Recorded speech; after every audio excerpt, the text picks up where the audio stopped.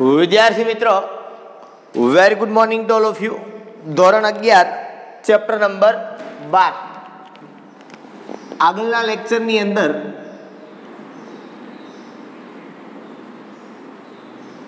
આપણે ચર્ચા કરેલી હતી કંઈક, જો તમને યાદ હોય તો.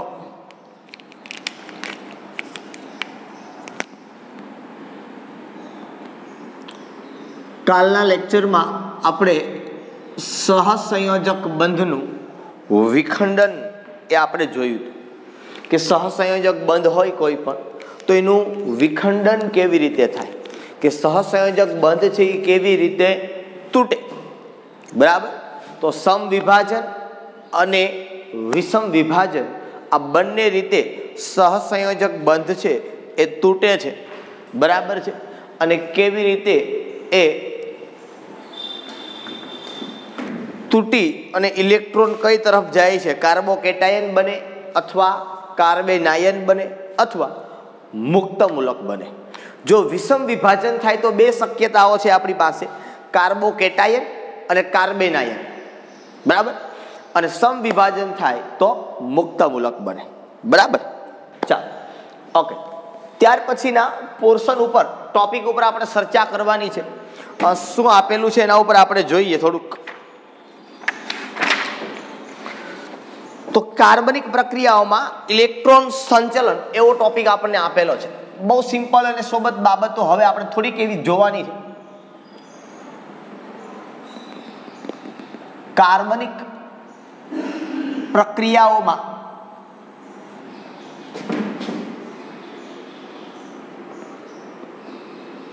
ઇલેક્ટ્રોન સંચલન.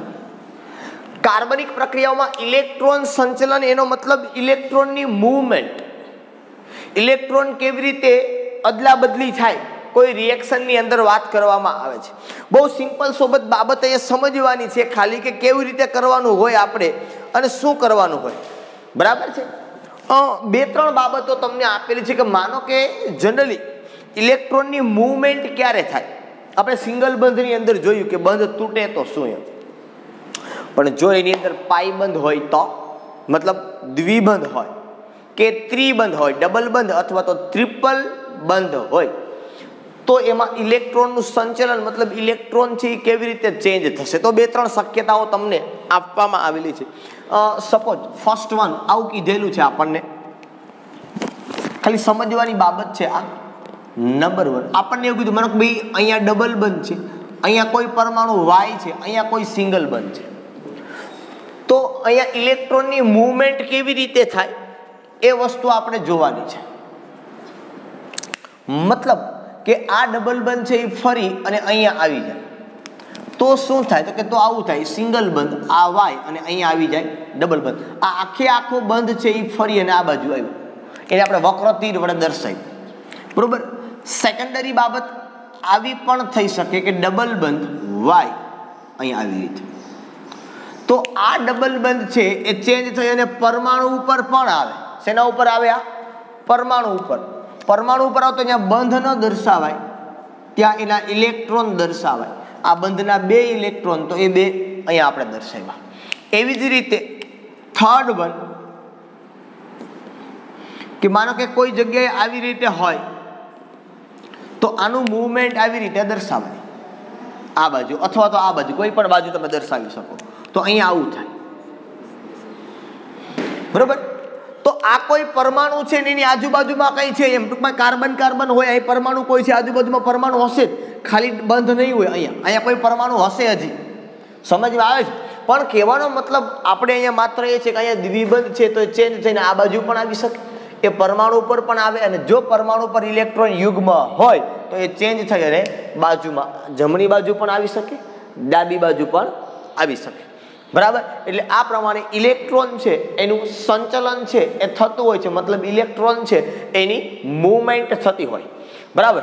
ઓકે, ચાલો આ બાબત એક સિમ્પલ સોબત આટલી આપણે જોવાની છે. હવે બાબતો માત્ર આપણે સમજવાની છે કે શું હોય છે આની અંદર. બરાબર છે.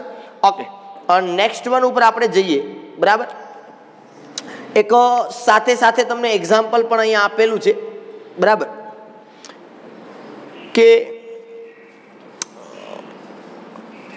ન્યુક્લિયોફાઇલને કેન્દ્ર અનુરાગી અને ઇલેક્ટ્રોન અનુરાગી આપેલા છે ને એની અંદર બંધ તમને દર્શાવેલો આપેલો છે કે કેવી રીતે ઇલેક્ટ્રોન છે એ ચેન્જ થાય. ઓકે,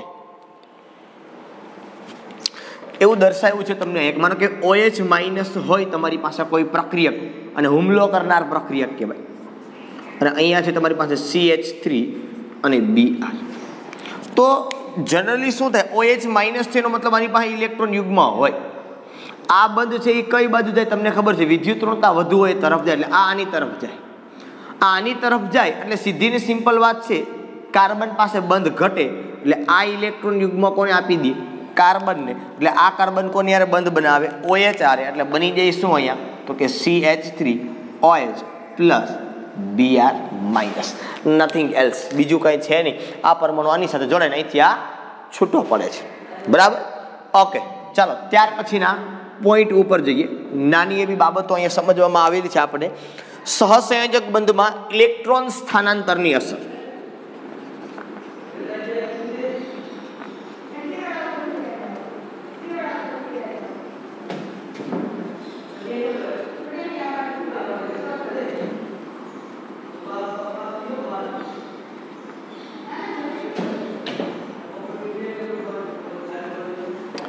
ચાલો, સહસંયોજક બંધમાં ઇલેક્ટ્રોન સ્થાનાંતરની અસર, કે જ્યારે કોઈ પરમાણુની અંદર સહસંયોજક બંધ બનેલો હોય બે પરમાણુઓની વચ્ચે કે અણુમાં, ત્યારે ઇલેક્ટ્રોન છે એ સ્થાનાંતર થાય છે, બરોબર, પોતાનું સ્થાન બદલે છે. માત્ર શું થાય છે, એનું સ્થાન બદલે છે. તો કેવી રીતે બદલે, એની અસરો કઈ કઈ એ આપણે જોવાનું છે. ખાસ કરીને અહીંયા જ્યારે ઇલેક્ટ્રોન છે એ ચેન્જ થાય ત્યારે 4 પ્રકારની અસરો અહીંયા જોવા મળે છે. એક પ્રેરક અસર, જેને ઇંગ્લિશમાં કહેવામાં આવે છે ઇન્ડક્ટિવ ઇફેક્ટ. શું કહેવામાં આવે છે એને, ઇન્ડક્ટિવ ઇફેક્ટ, બરાબર. આ 2 પ્રકારની હોય, પ્લસ I અને માઇનસ I. ધન પ્રેરક અસર, ઋણ પ્રેરક અસર. સેકન્ડ વન આવે સંસ્પંદન અસર. સંસ્પંદન નહીં, સંસ્પંદન અસર. આને રેઝોનન્સ અસર એવું કહેવાય. સંસ્પંદન કહેવાય ઇંગ્લિશમાં રેઝોનન્સ. આ પણ 2 પ્રકાર હોય, ધન અને ઋણ. અથવા તો આને મેઝોમેરિક અસર પણ કહેવાય. કઈ કહેવાય, મેઝોમેરિક. એટલે આને પ્લસ M અથવા તો માઇનસ M વડે પણ દર્શાવાય. ત્યાર પછીની ત્રીજી અતિસંયુગ્મન, આને H અસર પણ કહેવાય, હાઇડ્રોજન અસર પણ આને કહેવામાં આવે છે. અને ત્યાર પછીની આવે ચોથી પ્રેરક અસર, સંસ્પંદન અસર, અતિસંયુગ્મન અસર, અને હજી એક આવશે ઇલેક્ટ્રોમેરિક અસર.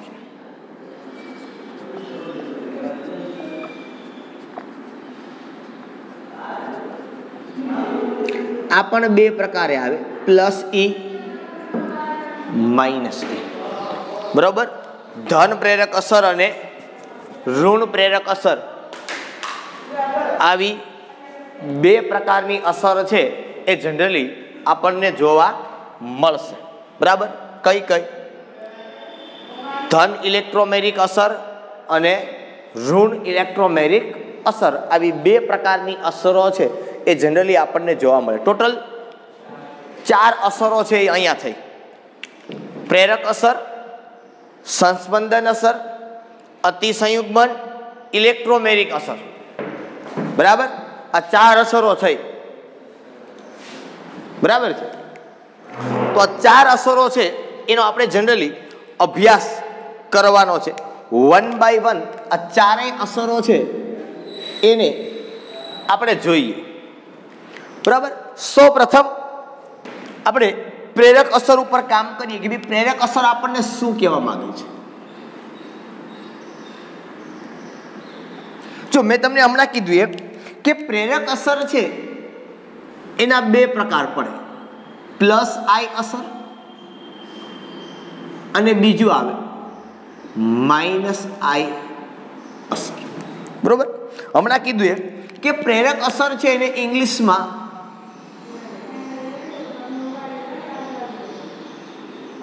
ઇન્ડક્ટિવ ઇફેક્ટ એવું કહેવાય. શું કહેવાય? Inductive effect. એટલે આપણે કીધું પ્લસ આઈ અસર અને માઇનસ આઈ અસર. હવે પ્લસ આઈ અસરનો મતલબ શું થાય? પહેલા તો હું તમને સમજાવું કે ભાઈ આ અસર છે એ ક્યારે જોવા મળે, ધન પ્રેરક અસર હોય કે ઋણ પ્રેરક અસર હોય. માનો કે કાર્બનની જે શૃંખલા છે કે કોઈ પણ હોય કાર્બનનું બંધારણ, એની સાથે કોઈ પરમાણુ બીજો જોડાયેલો છે, વિષમ પરમાણુ કાર્બન સિવાયનો બીજો, બરાબર? તો એના કારણે કાર્બન ઉપર કાં તો ઇલેક્ટ્રોનની ઘનતા વધે અથવા તો એના કારણે કાર્બન ઉપર ઇલેક્ટ્રોનની ઘનતા ઘટે. જો કાર્બન પર ઇલેક્ટ્રોનની ઘનતા વધે તો પ્લસ આઈ અસર કહેવાય, અને જો કાર્બન પર ઇલેક્ટ્રોનની ઘનતા ઘટે તો એને માઇનસ આઈ અસર કહેવાય. દાખલા તરીકે સપોઝ સમજો કે અહીંયા મારી પાસે આવું કંઈક છે, હું ખાલી કાર્બનની લાઈન લખું છું, અને અહીંયા માનો કે મારી પાસે બ્રોમિન છે. કોણ છે? બ્રોમિન. તો સીધી અને સરળ બાબત છે કે બ્રોમિન ઉપર ડેલ્ટા માઇનસનો ચાર્જ આવશે અને કાર્બન ઉપર કેવો ચાર્જ આવશે? Delta plus. કેવો ચાર્જ આવશે? Delta plus. એનો મતલબ શું થયો કે આ ઇલેક્ટ્રોન કાર્બનનો હતો એ કઈ તરફ આકર્ષાયેલો હશે? તો કે બ્રોમિન તરફ. એનો મતલબ કાર્બન ઉપર ઇલેક્ટ્રોનની ઘનતા ઘટી કે વધી? આ પ્લસ છે એટલે આંશિક ધન, મતલબ શું? એ આંશિક ઇલેક્ટ્રોન ગુમાવે છે તો ઇલેક્ટ્રોનની ઘનતા ઘટે એના ઉપર. એનો મતલબ માઇનસ આઈ અસર થઈ. આ કઈ અસર થઈ? કાર્બન ઉપર ઇલેક્ટ્રોનની ઘનતા ઘટી. બરોબર. તો આના ઉપર ઘટી એટલે આ ક્યાંથી ખેંચે? તો કે આ ઇલેક્ટ્રોન સહિયારો છે, આ ઇલેક્ટ્રોન પાસેથી ખેંચે તો આની પાસે કહેવાય ડેલ્ટા ડેલ્ટા પ્લસ. આ પાછો આની પાસેથી ખેંચે, આને કહેવાય ડેલ્ટા ડેલ્ટા ડેલ્ટા પ્લસ. બરોબર. આ અસર એ ચોથા કાર્બન પરમાણુ સુધી જોવા મળે, મતલબ 3 કાર્બન સુધી જોવા મળે. ચોથા કાર્બને આ અસર જોવા મળતી નથી. આ ખાસ યાદ રાખવાનું. ક્યાં? કે આ અસર માત્ર, અથવા તો એમ કહો કે આઈ અસર માત્ર 4 કાર્બન સુધી જ જોવા મળે છે. માત્ર ક્યાં સુધી? આઈ અસર. પછી એમાં પ્લસ આઈ પણ આવી ગઈ અને માઇનસ આઈ પણ આવી ગઈ. માત્ર ને માત્ર ક્યાં સુધી જોવા મળે? 4 કાર્બન સુધી જોવા મળે. 4 કાર્બન થી વધારે જોવા મળતી નથી. અને આઈ અસર કે હાઇડ્રોજન માટે આઈ અસરનું મૂલ્ય 0 સ્વીકારેલું છે. કે હાઇડ્રોજનની સાપેક્ષે આપણે જોવાનું છે કે આઈ અસર છે એ કેટલી થાય. બરોબર. હાઇડ્રોજનની સાપેક્ષે આપણે જોવાનું છે કે આઈ અસર છે એ કેટલી થાય. તો આનો મતલબ આપણે ખબર છે બ્રોમિન છે એ ઇલેક્ટ્રોન સ્વીકારે કે ઇલેક્ટ્રોન ગુમાવે, કે ઇલેક્ટ્રોન મેળવે કે ઇલેક્ટ્રોનનું દાન કરે? તો કે બ્રોમિન હેલોજન છે એ ઇલેક્ટ્રોન આકર્ષક સમૂહ થયો. હેલોજન છે એ કેવો થયો? ઇલેક્ટ્રોન આકર્ષક સમૂહ થયો. અને હેલોજન ઇલેક્ટ્રોન આકર્ષક થાય તો કાર્બનને ઇલેક્ટ્રોન ગુમાવવા પડે. જો અહીંયા ઇલેક્ટ્રોન આકર્ષકને બદલે કોઈ બીજો ઇલેક્ટ્રોન દાતા સમૂહ જોડાયેલો હોય, બરોબર, ઇલેક્ટ્રોન આકર્ષકને બીજો કોણ જોડાયેલો હોય? ઇલેક્ટ્રોન દાતા સમૂહ કોઈ જોડાયેલો હોય તો એના કારણે શું થાય? તો કે કાર્બન ઉપર ઇલેક્ટ્રોનની ઘનતા વધે. શું થાય? અહીંયા કાર્બન ઉપર ઇલેક્ટ્રોનની ઘનતા શું થાય? ઘટી. શું કામ? તો કે અહીંયા શું જોડાયેલું છે? હેલોજન જોડાયેલો છે. કોણ જોડાયેલો છે? હેલોજન. જો હેલોજનને બદલે કોઈ બીજો એવો પરમાણુ જોડાય કે જે કાર્બનને ઇલેક્ટ્રોનનું દાન કરે તો આ કાર્બન ઉપર ઇલેક્ટ્રોનની ઘનતા વધે. જો વધે તો એના ઉપર કઈ અસર જોવા મળે? તમને પ્લસ આઈ અસર જોવા મળે. બરોબર છે. તો આ પ્રમાણે તમારી પાસે પ્લસ આઈ અસર જોવા મળશે K માઇનસ I અસર છે એ જનરલી જોવા મળે, બરોબર. અહીંયા આપણી પાસે ખબર છે કે ભાઈ ઇલેક્ટ્રોન આકર્ષક તરીકે આપણી પાસે મેં તમને કાલે લખાયું હતું, ઇલેક્ટ્રોન દાતા તરીકે. આકર્ષક તો આ બધા છે, હેલોજન છે, બાકી બધા ઘણા બધા હોય, એ બધા ઇલેક્ટ્રોન આકર્ષક સમૂહો છે. પણ જો ઇલેક્ટ્રોન દાતાની વાત કરો તો ઇલેક્ટ્રોન દાતા તરીકે મેં તમને કાલે લખાયું હતું. કોણ? તો કે આલ્કાઇલ સમૂહ ઇલેક્ટ્રોન દાતા સમૂહ છે, આવું લખાયું હતું. એ તો ઓલરેડી હોય તમારી પાસે. સપોઝ માનો કે હું તમને એમ કહું કે આના બદલે તમારી પાસે અહીંયા આવું છે કંઈક, માનો કે કોપર છે તમારી પાસે, તો તમને સીધી સિમ્પલ બાબત ખબર છે, આના ઉપર ડેલ્ટા પ્લસ આવે તો અહીંયા શું આવે? Delta minus. મતલબ અહીં ઇલેક્ટ્રોનની ઘનતા વધીને, બરોબર. કારણ કે આ ઇલેક્ટ્રોન યુગ્મ કઈ તરફ ખેંચાયેલું રહેશે? આ કાર્બન તરફ. તો આ કાર્બન પણ આ ઇલેક્ટ્રોનને ખેંચતા ડેલ્ટા ડેલ્ટા માઇનસ, અહીંયા ડેલ્ટા ડેલ્ટા ડેલ્ટા માઇનસ, અહીંયા એના પછી. તો એનો મતલબ એમ થાય કે અહીંયા હવે આ રીતે ઇલેક્ટ્રોન રહેલા હશે, બરોબર. તમારે સિમ્પલ યાદ રાખવું હોય તો યાદ રાખવાનું કે કાર્બન સિવાયનો પરમાણુ પર જે વીજભાર એ અસર કહેવાય, બરોબર. કે ભાઈ કાર્બન સિવાયના પરમાણુ ઉપર માઇનસ વીજભાર હોય તો એ માઇનસ અસર, અથવા તો કાર્બન ઉપર પ્લસ હોય તો એને માઇનસ અસર કહેવાય, કાર્બન ઉપર માઇનસ હોય તો એને પ્લસ I અસર કહેવાય. આ પ્રેરક અસર બહુ અગત્યની છે, આગળ ઉપર આપણે આની ચર્ચા કરવાની હશે, 12મા ધોરણમાં આપણે ભણશું ક્યાંક, એટલે આડું આપને આવશે કે ભાઈ પ્રેરક અસર મતલબ ઇન્ડક્ટિવ ઇફેક્ટ, એ આપણે જરૂર પડશે કે પ્લસ I અસર શું છે, માઇનસ I અસર શું છે. સમજમાં આવે છે? ટેક્સ્ટ બુકમાં આપણે સ્પષ્ટતા કરેલી નથી પ્લસ I અસર અને માઇનસ I અસરની, પણ આપણે અહીં સ્પષ્ટતા કરીએ છીએ કારણ કે આપણે આગળ ઉપર જશું એટલે આપણને કહેવામાં આવશે કે ભાઈ કોણ જોડાયેલું છે, બરાબર. ઇલેક્ટ્રોન આકર્ષક સમૂહ છે કે ઇલેક્ટ્રોન દાતા સમૂહ છે?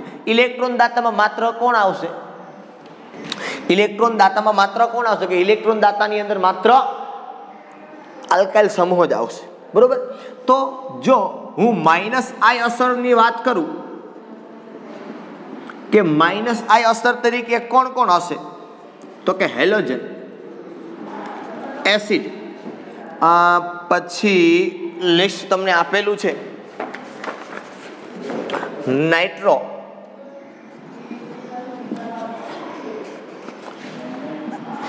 સાયનાઇડ, એસ્ટર અને પછી OAR, બરોબર.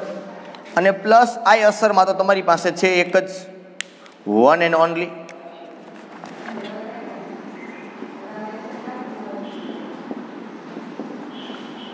આલ્કાઇલ સમૂહ, બરોબર.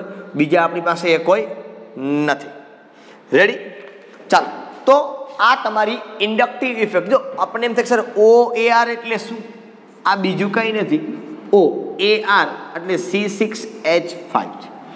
બેન્ઝીન રિંગ તમારી છે, એની હારે ઓક્સિજન જોડાયેલો છે, એટલે એક હાઇડ્રોજન ત્યાંથી નીકળો હશે, આવી રીતે હોય.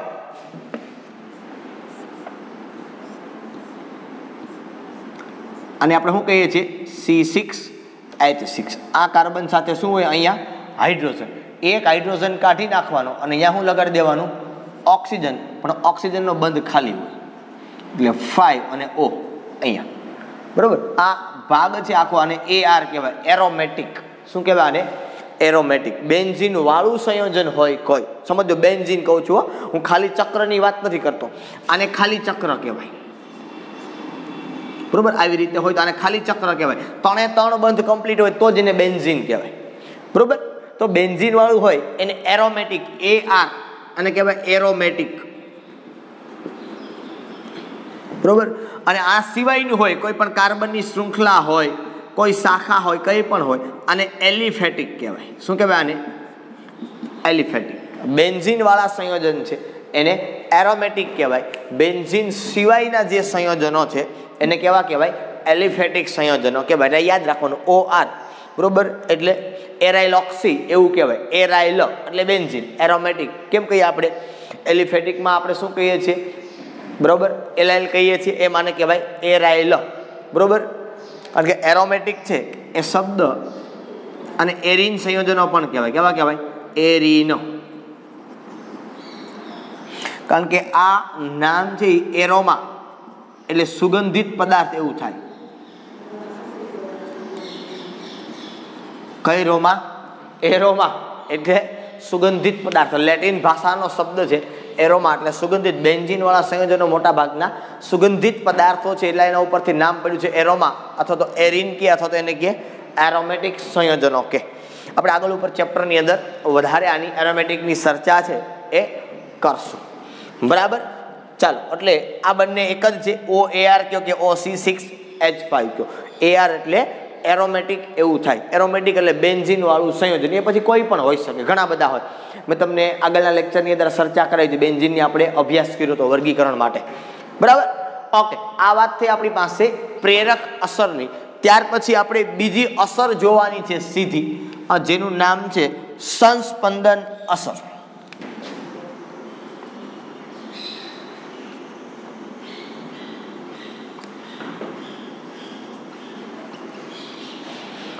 સંસ્પંદન અસર. હવે આની અંદર બે હોય. મેં તમને અહીંયા કીધું +R અને -R. R એટલે રેઝોનન્સ અથવા તો આને મેસોમેરિક ઇફેક્ટ તરીકે પણ ઓળખવામાં આવે છે. બરોબર, મેસોમેરિક મધ્યાવયવત્તા. શું કહેવાય એને? મધ્યાવયવત્તા. બરાબર.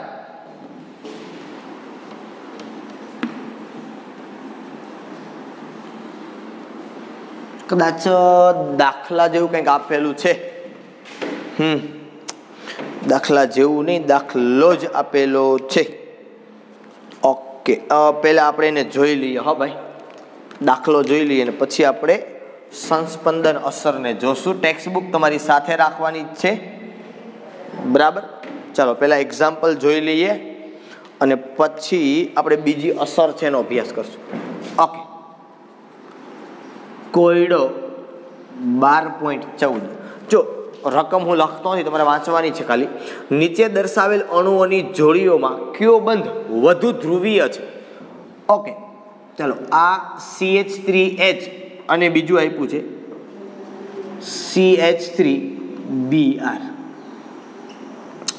પછી બીજું આપ્યું છે CH3NH2 અને CH3OH. ત્રીજું છે CH3OH અને સાથે આપ્યું છે CH3SH.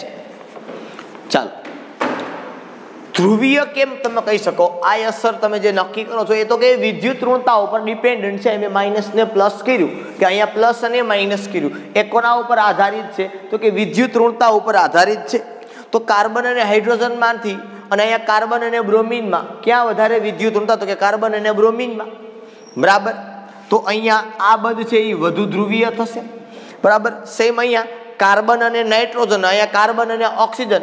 તો નાઇટ્રોજનની વધારે વિદ્યુત ઋણતા કે ઓક્સિજનની? તો કે આવર્તમાં તમે ડાબી બાજુથી જમણી બાજુ જાઓ તો વિદ્યુત ઋણતા વધે અને નાઇટ્રોજન પછી ઓક્સિજન આવે, તો આની વિદ્યુત ઋણતા વધારે હશે. ત્યાર પછીની વાત કરો CH3OH અને CH3SH. ઓક્સિજન અને સલ્ફરની વાત આવશે. કોની વાત આવશે? ઓક્સિજન અને સલ્ફરની. તો કે ઓક્સિજન કરતા સલ્ફરની વિદ્યુત ઋણતા ઓછી. શા માટે? તો કે સમૂહમાં ઉપરથી નીચે આલો, ઓક્સિજન, સલ્ફર, સિલેનિયમ, ટેલુરિયમ, પોલોનિયમ. તો ઓક્સિજન કરતા સલ્ફરની વિદ્યુત ઋણતા ઓછી, એટલે અહીંયા આ બંધ છે એ વધુ ધ્રુવીય થશે. ઓકે, ચાલો નેક્સ્ટ એક્ઝામ્પલ છે એના ઉપર વાત કરીએ. નેક્સ્ટ એક્ઝામ્પલમાં કીધું છે CH3 CH2 CH2Br ના કયા CC બંધની પ્રેરક અસર ન્યૂનતમ હશે? તો મેં તમને કીધું કે જેમ તમે છેડા ઉપર જાઓ એમ પ્રેરક અસર કેવી થતી જાય? ઘટતી જાય. અહીંયા ઇલેક્ટ્રોનની ઘનતા છે એ ઓછી હોય તેના કરતાં અહીંયા ઓછી, એના કરતાં અહીંયા ઓછી, એના કરતાં અહીંયા ઓછી. તો છેલ્લા કાર્બન ઉપર પ્રેરક અસર છે એ કેવી હશે? સૌથી ઓછી જોવા મળે. ઓકે, સેકન્ડ ઇફેક્ટ ઉપર હવે આપણે જવું છે, જેને આપણે કહેવાના છીએ સંસ્પંદન અસર, રેઝોનન્સ અસર. હવે રેઝોનન્સ એટલે સંસ્પંદન બંધારણો. તમને યાદ હોય તો આપણે રાસાયણિક બંધન અને આણ્વીય રચનાવાળા ચેપ્ટરની અંદર સંસ્પંદન બંધારણો શીખી જાય. ઓઝોનના ને એવા ઘણા બધા આપણે જોયા હતા કે ભાઈ સંસ્પંદન બંધારણો છે એ કેવી રીતે બનાવવામાં આવે, અને આવી ચર્ચાઓ છે જનરલી આપણે આગળ ઉપર કરેલી છે। હવે અહીંયા સંસ્પંદન અસર આપણે જોવાની છે કે ભાઈ સંસ્પંદન અસર કેવી હોય, પ્લસ આર અસર અને માઇનસ આર, અથવા તો આને કહેવાય પ્લસ એમ અસર અને માઇનસ એમ અસર। હવે અહીંયા સંસ્પંદન અસર ક્યારે જોવા મળે, આ પહેલી વાત એ આવે તો કે ઇલેક્ટ્રોન સંયુગ્મિત પ્રણાલીમાં જોવા મળે।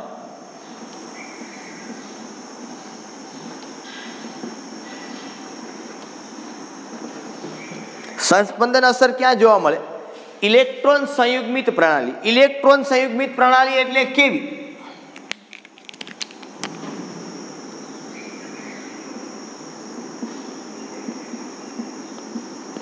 એકાંતર દ્વિબંધ વાળી પ્રણાલી। કેવી પ્રણાલી? એકાંતર દ્વિબંધ વાળી પ્રણાલી, મતલબ કે જે સંયોજનમાં એકાંતરે દ્વિબંધ આવતા હોય, દાખલા તરીકે બ્યુટા 1,3 ડાયન, હું કહું તમને 1 2 3 4 1 2 3 4 બ્યુટા 1,3 ડાયન કીધું એટલે 1 ઉપર અને બીજું ક્યાં કરવાનું છે આપણે? 3 ઉપર, બરોબર છે? તો CH2 CH CH CH2 બ્યુટા 1,3 ડાયન। અથવા તો જો બેન્ઝીન હોય તો આ બેન્ઝીન, તો આને ઇલેક્ટ્રોન સંયુગ્મિત પ્રણાલી કહેવાય। શું કહેવાય આને? ઇલેક્ટ્રોન સંયુગ્મિત પ્રણાલી કહેવાય। કે ઇલેક્ટ્રોન સંયુગ્મિત પ્રણાલી હોય, બરોબર, કે એમાં એકાંતરે દ્વિબંધ આવેલા હોવા જોઈએ। શું આવેલું હોવું જોઈએ?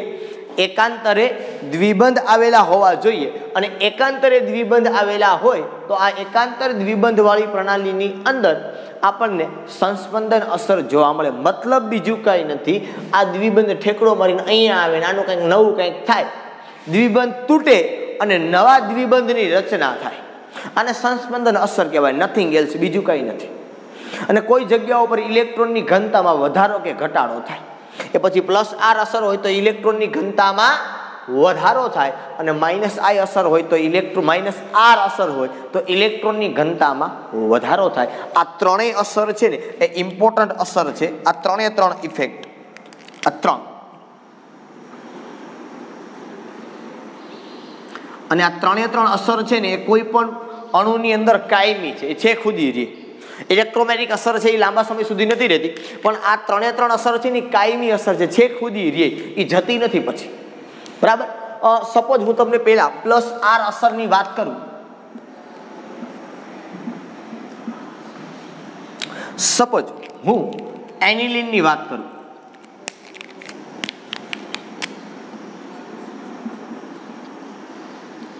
મેં તમને આગળ ભણાવેલું છે બેન્ઝીન વાળા સંયોજનની અંદર। અહીંયા ખાસ તમારે જોવાનું છે, સંસ્પંદન બંધારણ આના બનાવવાના છે, નવું આપણે કંઈ કરવાનું નથી। હવે આ જે એનિલિન છે આમાં નાઇટ્રોજન પાસે બંધકારક ઇલેક્ટ્રોન યુગ્મ છે ને, અહીંયા કાર્બનના બંધ તમે ગણો આ ખૂણા ઉપર, આ કાર્બનના તો 1 2 3 ને 4 થઈ ગયા, નાઇટ્રોજનના થઈ ગયા ના બંધ હતા। હવે થાય શું ખબર છે? હું તમને હમણાં સમજાવતો તો એમ કે આ ઇલેક્ટ્રોન યુગ્મ આ કાર્બન પાસે આવે, હવે જો ન્યા આવે તો સીધી ને સિમ્પલ વાત છે કે આ બંધ તૂટે। જોજો આખી બાબત। હવે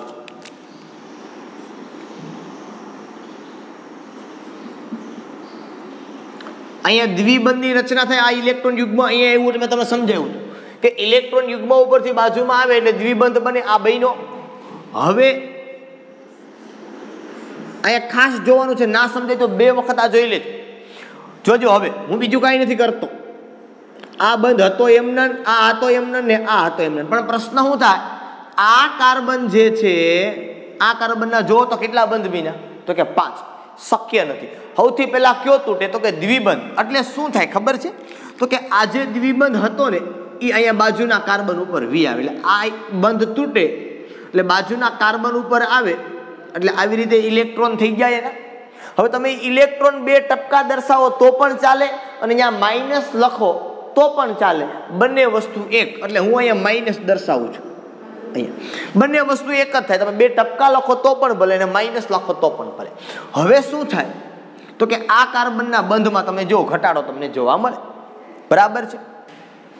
ઓકે, હવે શું થશે તો કે આ બંધ છે એ આ બાજુના કાર્બન ઉપર આવશે, એટલે અહીંયા ધન વીજભાર આવે, અહીંથી ઇલેક્ટ્રોન વહી જાય એટલે આ કાર્બન ઉપર કેવો વીજભાર આવે? ધન. બરાબર. ચાલો,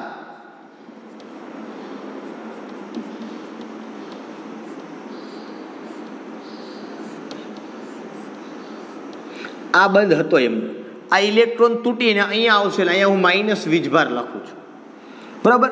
હવે અહીંથી ઇલેક્ટ્રોન ગયો એટલે અહીંયા ધન આવે, અહીંયા ઋણ આવે, અહીંયા ધન આવે, આ બે વચ્ચે પાછું શું બની જાય? બંધ બની જાય. બરાબર. ફર્ધર પાછું શું થાય તો કે આ ઇલેક્ટ્રોન છે એ બાજુના કાર્બનને દે ને આ અહીંથી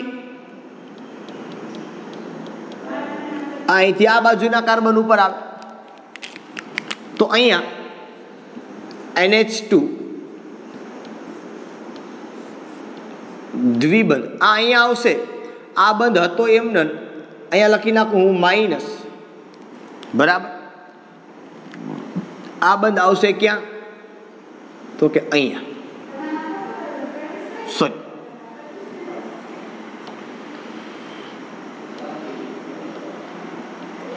આ અહીંયા આવશે, આ બાજુની અંદર એટલે અહીંયા ઋણ વીજભાર આવશે, અહીંયા ને અહીંયા બે વચ્ચે શું જશે? અહીંથી જશે એટલે અહીંયા બંધ બનશે. હવે શું થાય જોજો, સમજો. હવે શું થાય તો કે હવે આ જે માઇનસ વાળો ભાગ છે એ આ કાર્બન ઉપર જાય. હવે આ કાર્બનના બંધ તો 4 છે એટલે આ બંધ પાછો ક્યાં વહી જાય? ઉપર વહી જાય. ઉપર પરમાણુ ઉપર જાય એટલે ત્યાં આવે પાછા એના ઇલેક્ટ્રોન, એટલે NH2 આ ઇલેક્ટ્રોન એમને બંધ અહીંયા એક અહીંયા આવ્યું એટલે અહીંથી બંધ તૂટ્યો, અહીંયા પ્લસ આ માઇનસ આની વચ્ચે. અહીંયા જો બંધ ક્યાં હતા? બેન્ઝીનમાં, અને અહીંયા બંધ ક્યાં આવી ગયા? એ બંને ખાલી તમે જોવો. એટલે અહીંયા શું થયું તો કે એકાંતરે અહીંયા ઇલેક્ટ્રોનની ઘનતા હોય. તમે જો આને ઓર્થો કહેવાય, આ પેરા, આ પાછું ઓર્થો. આનો મતલબ ઓર્થો અને પેરા સ્થાન ઉપર ઇલેક્ટ્રોનની ઘનતામાં વધારો થાય છે એટલે આને પ્લસ આર અસર કહેવાય. શું કહેવાય આને?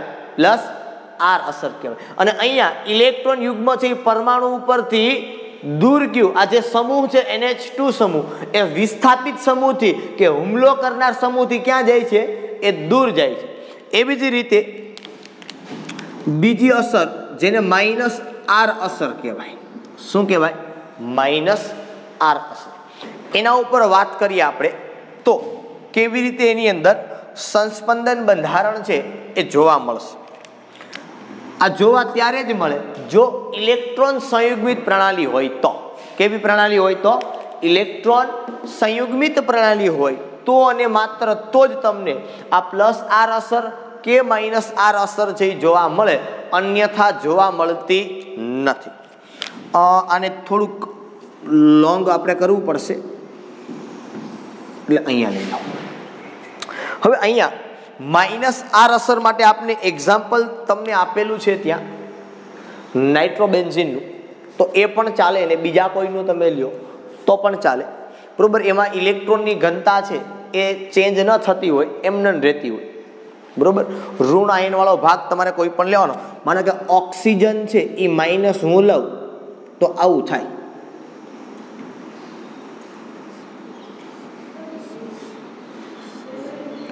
તમારી ટેક્સ્ટ બુકમાં કદાચ કંઈક બીજું લીધું હશે, ખબર નહીં મને.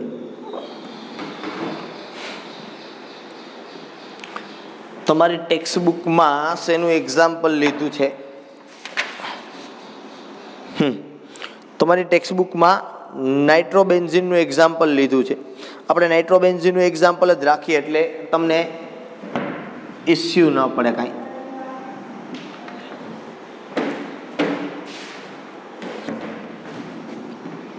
નાઇટ્રોબેન્ઝીનને આવી રીતે લખાય.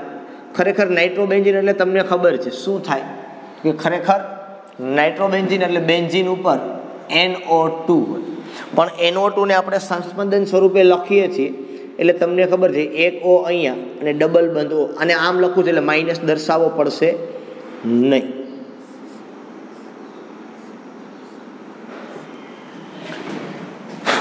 હવે અહીંયા ધ્યાન આપજો ખાસ. હવે થશે શું તો કે અહીંયા ઇલેક્ટ્રોન તો હોય જ.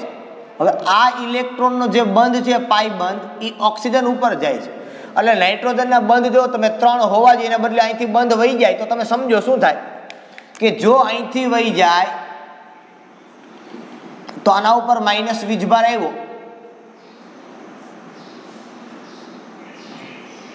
એટલે શું થાય તો કે ઓક્સિજન છે એ નાઇટ્રોજન પાસેથી ઇલેક્ટ્રોન ખેંચે અને એ આ બંધમાંથી ખેંચે એટલે આ બંધનું ઇલેક્ટ્રોન આની પાસે જશે. અહીંથી ઇલેક્ટ્રોન ગયું એટલે અહીંયા પોઝિટિવ ચાર્જ તમારો આવ્યો. આ બંધ એમને રહેશે.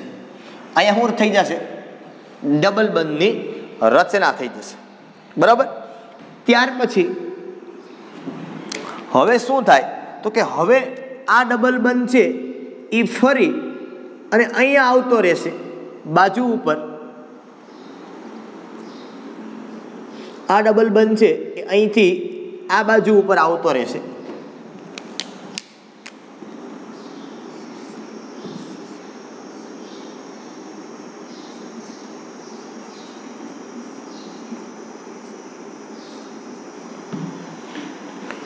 બરાબર. અહીંથી ઇલેક્ટ્રોન ખેંચાઈને આ કાર્બન ઉપર આવે એટલે અહીંયા માઇનસ આવે, ઇલેક્ટ્રોન આખું આવે એટલે અહીંયા બે જગ્યાએ શું થાય બંધ રચાય. અહીંયા કોણ આવશે તો કે અહીંયા આવશે હવે પોઝિટિવ ચાર્જ. ફર્ધર પાછો આ ઇલેક્ટ્રોનનો બંધ છે એ પાછો આ કાર્બન ઉપર આવી જાય, ન્યા આવી જાય આ N આ O માઇનસ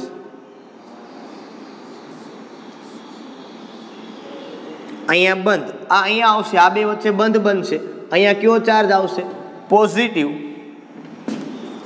ફર્ધર હવે શું થાય તો કે આ બંધ છે બરોબર છે એ ખેંચાઈને ક્યાં આવશે તો કે આ કાર્બન ઉપર આવી જશે. બરાબર. આ ઇલેક્ટ્રોનને અહીંયા દેશે, આ અહીંયા બંધ આપશે. અહીંયા ઇલેક્ટ્રોન યુગ્મ હોય ને આની પાસે માઇનસ છે ઇલેક્ટ્રોન એને મેળવું હશે ને આ તો તૂટીને. બરાબર. આ ઇલેક્ટ્રોન યુગ્મ નાઇટ્રોજનને આપશે, અહીંથી આ ઇલેક્ટ્રોન પોતાના બંધને આપશે. એટલે ફરી પાછું હતું એમને ડબલ બંધ O, અહીંથી આ પાછો સિંગલ બંધ, અહીંયા બંધ હતા, અહીંયા પોઝિટિવ હતો, અહીંયા પાછા ઇલેક્ટ્રોન આવ્યા એટલે અહીંયા પાછો બંધ બનશે. તો બેન્ઝીનની અંદરના બંધ તમે જો ચકાવડું ફરી ગયું, પણ અહીંયા ઇલેક્ટ્રોનની ઘનતા એ પરમાણુ ઉપર જ છે. તમે જો ક્યાંય ઇલેક્ટ્રોનની ઘનતામાં ફેર નથી પડ્યો. અહીંયા પરમાણુ ઉપર ઘનતામાં ઘટાડો થયો. શું થયો? ઘનતામાં ઘટાડો થયો. પોઝિટિવ ચાર્જ આવ્યો એટલે ઘનતા ઘટી કહેવાય જે તે પરમાણુ ઉપરની, એટલે એને કહેવાય માઇનસ આર અસર. શું કહેવાય? માઇનસ આર અસર. હું સમજુ છું કે તમને કદાચ સાહેબ આમાં તમે બંધ કેમ ફેરવાની બરોબર ખબર ના પડી, 2-3 વખત જોજો એટલે ખબર પડશે ને. હજી ના પડે તો ચિંતાનો વિષય કોઈ છે નહીં. 12મામાં આપણે હજી અવારનવાર આ સંસ્પંદનો છે એ આપણે આવશે એટલે કોઈ બહુ મોટી ચિંતાનો વિષય નથી, એટલે કોઈ ચિંતા નહીં કરતા. બરાબર. ઓકે ચાલો ત્યાર પછીની અસર ઉપર આપણે જવું છે. પહેલાં હું તમને ભણાવી દઉં ઇલેક્ટ્રોમેગ્નેટિક અસર અને પછી આપણે અતિસંયુગ્મનની અંદર જશું. બરોબર. અતિસંયુગ્મન પહેલાં જોઈ લઈએ તો પણ ચાલશે, પણ પહેલાં નાની એવી અસર છે એટલે હું તમને પહેલાં કઈ અભ્યાસ કરાવી દઉં.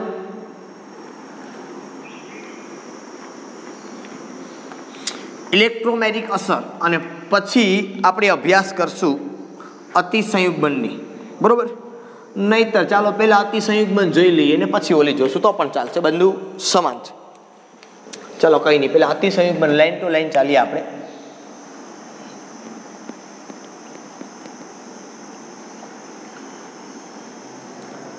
અતિસંયુગ્મન અસર અથવા તો એને કહેવાય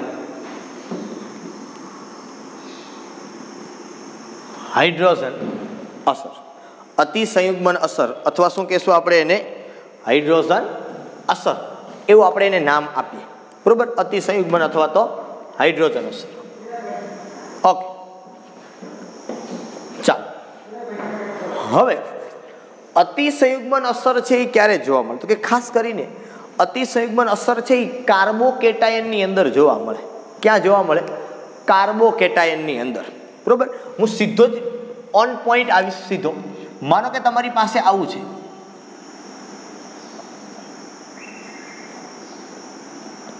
આ ઇથાઇલ કાર્બોકેટાયન એટલે એક બંધ કાર્બનનો ઘટે. તો અહીંયા જનરલી આની અંદર શું થાય ખબર છે કે બાજુનો જે આલ્ફા કાર્બન છે, કાર્બોકેટાયનની બાજુનો કાર્બન એટલે કયો કહેવાય આને? Alpha carbon. આ આલ્ફા કાર્બન ઉપરનો આ જે બંધ છે એ આખે આખો બંધ એ બાજુની ઉપર આવે. એટલે અહીંયા શું થાય તો કે બાજુની ઉપર આવેલા હાઇડ્રોજન છે એ છૂટો પડે. કઈ રીતે છૂટો પડે તો કે HC, અહીંયા H ખરી પણ કેવો પ્લસ, અહીંયા બંધ નહીં હોય, આ H, અહીંયા ડબલ બંધ C, અહીંયા H, અહીંયા H. બરોબર. એવી જ રીતે અહીંયા પણ થઈ શકે, જેમ અહીંથી ઇલેક્ટ્રોન હોય એમ અહીંથી પણ આવી શકે. તો બીજું સંસ્પંદન બંધારણ આવું થાય આનું C, અહીંયા H, અહીંયા H, આ ડબલ બંધ C, આ H, આ H. ત્રીજું હજુ આવું પણ થાય, અહીંથી નીકળે તો HC, H, અહીંયા H પ્લસ, ડબલ બંધ C, H અને H. પણ કન્ડિશન એ છે અતિસંયુગ્મન મતલબ હાઇપર કોન્જ્યુગેશન આ તો જ થાય જો અહીંથી આ બંધ છે આલ્ફા કાર્બન પાસે હાઇડ્રોજન હોવો જોઈએ તો અતિસંયુગ્મન થાય. શું હોવું જોઈએ? આલ્ફા કાર્બન પાસે હાઇડ્રોજન હોવો જોઈએ તો અતિસંયુગ્મન થાય, નહીતર અતિસંયુગ્મન થાય નહીં. બરોબર. અને આની અંદર ખાસ કે જેમ આલ્ફા કાર્બન પરના CH સિગ્મા બંધની સંખ્યા વધુ, તેમ જેમ CH બંધના બરાબર સિગ્મા બંધની સંખ્યા વધુ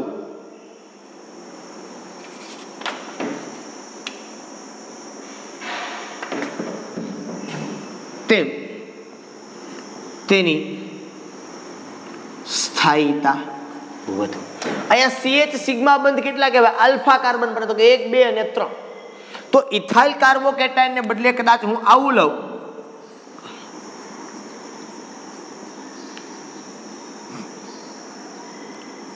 અહીંયા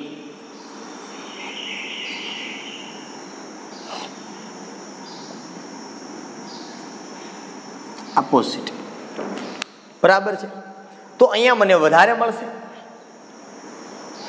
1, 2, 3, 4, 5 આ વધારે થશે અતિસંયુગ્મન અહીંયા, તો વધારે થાય તો એની સ્થાયીતા વધુ થાય. તો આનો મતલબ એમ કે જેમ કાર્બોકેટાયન વધુ હશે, પ્રાથમિકને બદલે દ્વિતીયક, દ્વિતીયકને બદલે તૃતીયક, તો એની સ્થાયીતા એવી રીતે શું થતી જશે? વધતી જશે. બરોબર. તો હાઇપર કોન્જ્યુગેશનની અંદર અથવા તો હાઇપર કોન્જ્યુગેશન એટલે બીજું કંઈ નહીં, અતિસંયુગ્મનની અંદર જેમ તમારી પાસે કાર્બોકેટાયન મોટો હશે, પ્રાથમિકને બદલે તૃતીયક, જો યાદ રાખવાનું કે આની અંદર ખાલી તમારે હાઇપર કોન્જ્યુગેશન ન થાય. શેની અંદર? માનો કે મિથાઇલ કાર્બોકેટાયન હોય, કોણ હોય? મિથાઇલ કાર્બોકેટાયન હોય તો આમાં આલ્ફા કાર્બન છે જ નહીં, તો અતિસંયુગ્મન ક્યાં થશે? અહીંયા શું હોય? જનરલી આ કાર્બન ઉપર એક હાઇડ્રોજન બીજો અને એક પી કક્ષક ખાલી હોય. શું હોય? એની પી કક્ષક ખાલી હોય, એટલે આ બંધ છે એને ઇલેક્ટ્રોન છે આ ખાલી કક્ષકને દાન થાય. એટલા માટે અહીંથી બંધ તૂટે ને અહીં હારે જોડાય એટલે પાઈ બંધની રચના થાય. શેની રચના થાય? પાઈ બંધની રચના થાય. તો આવી રીતે અતિસંયુગ્મન છે એ થતું હોય છે. અને અતિસંયુગ્મન છે એ હાઇડ્રોજન અસર એટલા માટે કહી કારણ કે હાઇડ્રોજનના કારણે આ બધું જોવા મળે છે. મેં તમને કીધું એમ કે આમાં સ્થાયીતા વધારે ક્યાં હશે? તૃતીયક કાર્બોકેટાયન કે 3 ડિગ્રી કાર્બોકેટાયન, એના કરતાં પછી 2 ડિગ્રી કાર્બોકેટાયન, પછી 1 ડિગ્રી કાર્બોકેટાયન. મિથાઇલ કાર્બોકેટાયનમાં તો જોવા જ નથી મળવાની.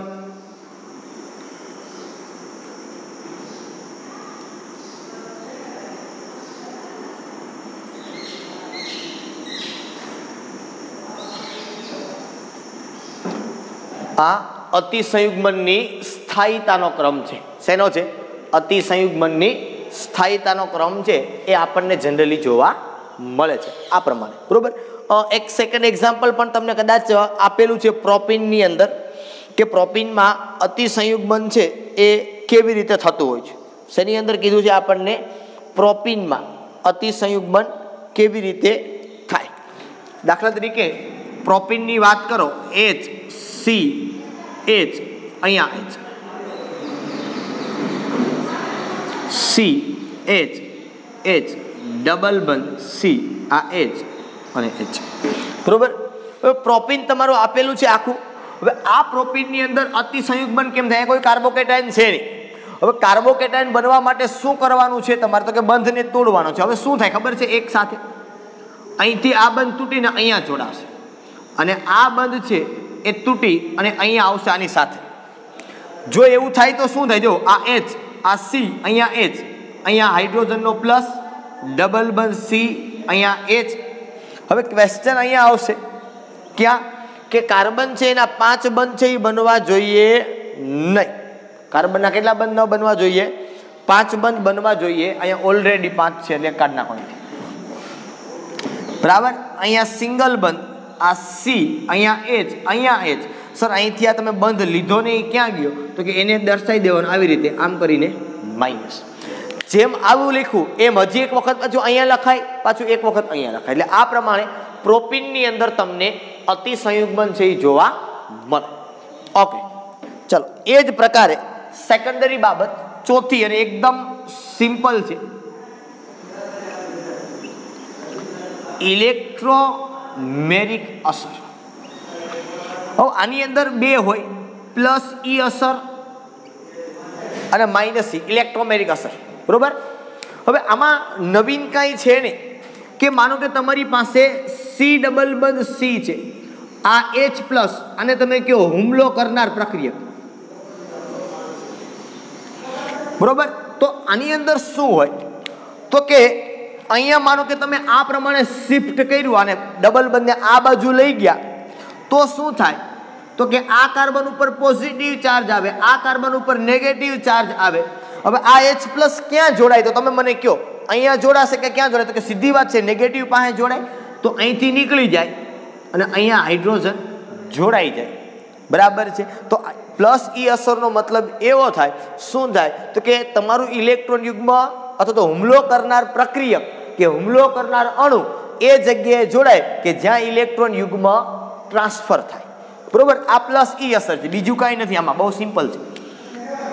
માઇનસ ઈ અસરની વાત કરો કે જે તમારું સી ડબલ બંધ સી છે એની અરે માનો કે CN માઇનસ વાળો ભાગ હું જોડું છું, તો સીધી અને સિમ્પલ બાબત છે કે માનો કે અહીંથી આ ઇલેક્ટ્રોન યુગ્મને હું આ કાર્બન ઉપર ટ્રાન્સફર કરું તો કોણ ક્યાં જોડાય? આ સિમ્પલ ને આટાવાળી વાત છે. આ પ્લસ આ કાર્બન ઉપર શું આવે? માઇનસ, બરોબર. હવે આ CN ક્યાં જોડાય? તો પ્લસ હારે જોડાય કે માઇનસ હારે જોડાય? તો સીધી વાત છે પ્લસ હારે જોડાય. જો એ પ્લસ હારે જોડાય તો અહીંથી પ્લસ નીકળે અને અહીંયા આવી જાય CN. તો આનો મતલબ એમ કે ઇલેક્ટ્રોન યુગ્મ જે બાજુ ટ્રાન્સફર થાય એના કરતા વિરુદ્ધ જગ્યાએ હુમલો કરનાર અણુ છે એ જોડાય, બરાબર. આને શું કહેવાય? માઇનસ ઈ અસર તરીકે ઓળખવામાં. એટલે 4 અસરો છે. પ્રેરક અસર એમાંથી અગત્યની છે. આ પ્લસ ઈ અસર કાંઈ એટલી બધી અગત્યની છે નહીં, બાકીની 3 અસર એ ખૂબ અગત્યની છે. આગળ ઉપર આપણે અવારનવાર આવશે. રેઝોનન્સમાં કદાચ તમને ખબર ન પડી હોય એવું બની શકે, 1-2 વખત જોજો, છતાં ન ખબર પડે તો આપણે 12મા ધોરણમાં અવારનવાર રેઝોનન્સ છે એ આવશે, મતલબ સંસ્પંદન બંધારણો આવશે, બરોબર. આમાં કંઈ નવી બાબત છે નહીં. ઓકે, ચાલો અહીંયા આપણે જેટલો અભ્યાસ કરવાનો તો હવે જે પાછળનો ભાગ આવે છે તમારે એ આખો પ્રેક્ટિકલ કેમેસ્ટ્રી છે. તમે પાછળ જોવો પેજ ફેરવીને તો તમને ખબર પડે. નીચે એને આપ્યું કાર્બનિક પ્રક્રિયાનો પ્રકાર ને ક્રિયાવિધિઓ, બરાબર છે. શુદ્ધિકરણની પદ્ધતિઓ તમને સીધી આપી દીધી છે. એટલે એ બધું પાછળનો જેટલો પણ ભાગ છે એ આખો પ્રેક્ટિકલ કેમેસ્ટ્રી છે અને પ્રેક્ટિકલની અંદર તમે એનો અભ્યાસ કરવાના છો. એટલે હું અત્યારે એની કોઈ ચર્ચા કરવાનો નથી. અહીંયા આપણું ચેપ્ટર છે એ ચેપ્ટર નંબર 12 એ અહીંયા પૂર્ણ થાય છે. આપણે ફરી પાછા નવા લેક્ચરની અંદર ચેપ્ટર નંબર 13 ની અંદર આગળ મળશું. જે આના પછી તમને એક્ઝામ્પલ આપ્યો છે તમે વાંચી લેશો. અતિસંયુગ બંધનો એક્ઝામ્પલ છે, તમે વાંચશો એટલે ખબર પડશે કે અતિસંયુગ બંધનો એક્ઝામ્પલ છે એ શું કહેવા માગે છે, બરોબર. તમને આવડી જશે, મને વિશ્વાસ છે. ઓકે, ચાલો અહીં સુધી આપણે આજના માટે રાખીએ. ફરી પાછા નવા લેક્ચરની અંદર મળશું. ત્યાં સુધી બધાને Tata bye bye and C you.